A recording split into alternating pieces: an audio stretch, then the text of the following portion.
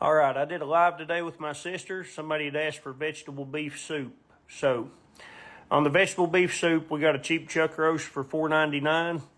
We got potatoes for $2.50 for a 3-pound bag. We got baby carrots for $2. We got a bag of peas for $2. Onions are $1.39 a pound. We added one medium, one of those. The Nat approves of the recipe. Tried to steal the cornbread.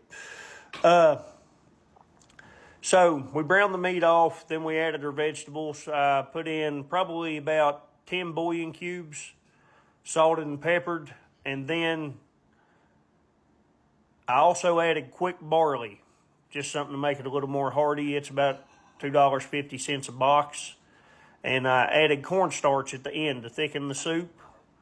But these meals go over pretty good, and $20 in groceries, they'll feed you for about 2 days. So, vegetable beef soup, Gaty Ray's take.